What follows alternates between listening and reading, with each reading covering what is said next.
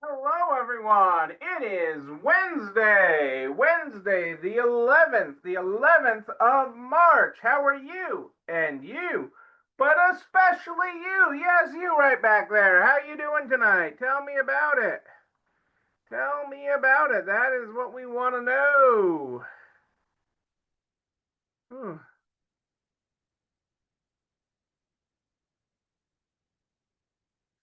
Uh,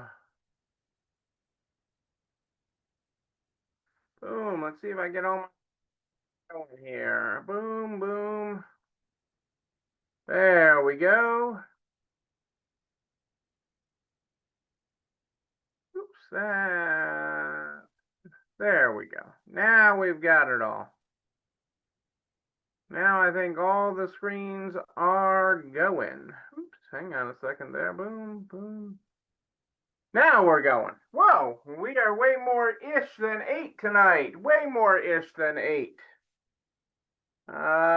It has been a long but good day today. How is your day?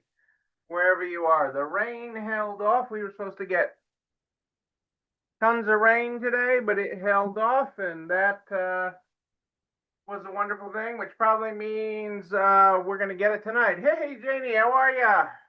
Great to have you here live tonight. I know we missed the rain in one town. Hope all is well with you in your world. Yeah, I can't believe it's so late tonight already. Feels like it's midnight. I don't know. I'm tired today. I am tired today. I've been working, played a little hooky this afternoon, but working worked hard this morning, worked hard when I got back, and am glad to be here live with you tonight. Oops, why isn't that standing up straight? My little Lego man is not standing up straight. Boom, there we go. There we go. Let's get started with our opening quote tonight.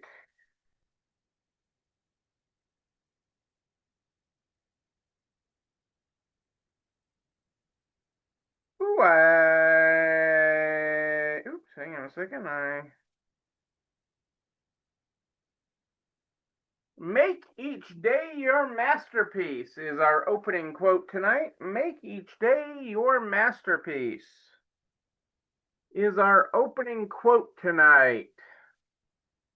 Boom, let's get that screen going. Tonight we're going to talk about, I thought we'd have a little fun and I'd bring you into my day a little bit today. Because today we went out and saw the new movie from Disney, Hoppers. We snuck out this afternoon and had a quiet day, quiet after the movies. So Wednesday afternoon, this week was a quiet day at the movie theater, which was nice. So not too crowded. Hey, Gary, how are you? I hope all is well in Florida. And we saw the new movie Hoppers. Um, of course, a Disney movie in our world. Um,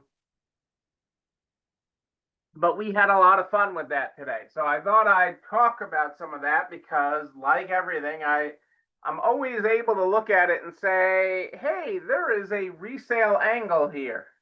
There is a resale angle here, and there is something important with it that we should talk about. So let's get right to it. Boom. Oops, hang on a second. I got to do the helps if I actually share the right screen here.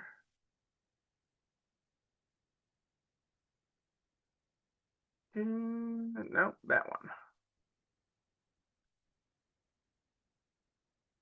Let's see. Did I do it right? I think I did it right. Let me see if I've got this. Boom. Hang on. I got to get my other screen so I can see you guys. And there you are. Boom. I got you. I got it. And I think you've got my screen. So this is perfect. This is perfect. So know their names. Inspired by Hoppers, the rule number one for building a business where everyone feels welcome. I could also call this, for those of us old enough, the Cheers rule. Sometimes you gotta go where everybody knows your name. And they're always glad you came. Okay, I'm not supposed to sing here. I'm not supposed to sing. But that is building a business where everyone feels welcome. Um, so, one of the premises, and it's rule number one in Hoppers, rule number one is know their names. It's harder to be angry at someone if you know their name. What works in the pond works in your store. King George leads in Hopper, so I'm not giving too much of the movie away if you have not seen this movie. With warmth and connection, because relationships are the foundation of everything. The foundation of everything. Oops, hang on a second, I hit the wrong button there.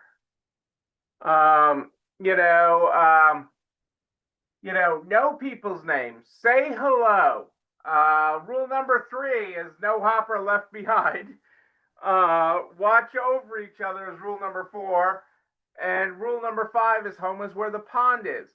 But rule number 1 and 2 really fall into running your store and rules for your team, rules for you and your team. And this may sound basic, but it's not. Okay, it is beyond knowing your customers' names. It starts with your team. The staff are the face of your store. They need to be known by name. People need to know that it's Carrie, that is Janie, that it is Lou, Neil. Okay, I got in trouble in my own store. I'll never forget this. Okay, I came into one of my stores one time, and they were busy, and they had a line at the register, and I hopped on another register because I was going to help. I was going to help. And this little girl, maybe she was 7, 8, 9, 10, somewhere in there,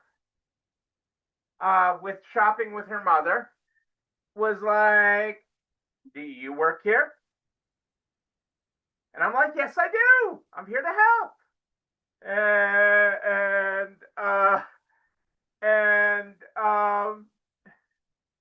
And I said, and she said, "Well, you don't have a name tag." And she was right. And she's like, "You don't have an apron. I don't think you work here." And I'm just like, the suit sport coat thing that I was wearing, hey, Kate, did not pull that off. Customers like being called by name. I mean, when you refer, so like we just went out to dinner after the movie, and calling our waitress by name, Larissa, is different. She goes from nameless and faceless to the person that is serving us and taking care of us. Shoppers like to be called by name. They like to feel that they are valued, seen, and come back again. And obviously, your consigners. And this is a trap. And the consigner part and supplier part's a trap. They are your inventory lifeline. You know that. Knowing their name equals loyalty. But so often we talk to them, "Well, you're 223. You're 759. Oh, I know you. You're 1047. They are more than a number. Know your consigners and suppliers by Nancy, Susie, Sally. Know them by name. Name tags, okay, matter. Professionally printed, okay? Learn this one the hard way. It's so often, and I was actually having this conversation with a store the other day. They buy professionally printed name tags once a year, once every couple of years. They remember to order them, and then they order a bunch of blanks, and they just put a sticker on it with whoever's name for the new girls. They said, And the sad part is those new girls, as they referred to them, take so much ownership when they get a real printed name tag. And no guessing who they're talking to. Their name large so that it can be seen, easy to read from 6 feet away, and make it part of your ordering process. Most places that you can order professionally printed name tags from these days, the shipping is cheap enough. I get ones from Best Name Badges, which you can buy online. They charge $4 an order for shipping. There's lots of places on Etsy that you can get professionally done ones printed very affordably. Just make it part of your monthly supply order process. If somebody's new and they're on the team, make them feel like they are on the team. Get them a nice name tag, and customers love it. And again, it's harder to be mad at your staff if they know who they're dealing with. It's harder to be mad at them if they have a name versus just customer service person. The service person at your register was awful. Sarah and I had difficulty with Sarah today, but this is the issue. It changes the conversation. It is one of the rules of Hoppers. Know their name. According to Dale Carnegie, a person's name is to them the sweetest and most important sound in any language. Ask for names at checkout. Enable customer lookup at your checkout and ask for their name. Have you shopped with us before? And remind me of your last name. Loyalty programs are a great way to get their name in your system. Using their name naturally in a conversation. Even just talking with our waitress tonight, Larissa, what do you recommend for the specials?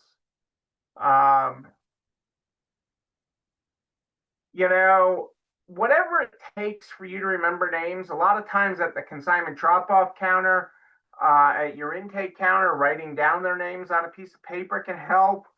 Keeping multiple tabs open with your consignor account so you can help keep track of it. I know back in the day, because I'm terrible with names, I have to, I'll sometimes make a list with Susie's the one in the red jacket. Sally is the one with the blue sweater. It's just these little triggers because I'm terrible with names and faces, but those little things help me out and help me do it. And it helps me follow rule number 1 from Hoppers. 68% of customers leave a business because they feel unappreciated. Costs 5 times more costly to get a new consignor than keep an existing one. Number 1 reason consignors refer friends is because they feel personally valuable, not because they earned as much. Using their first name every time, not just their account number. We talked about that.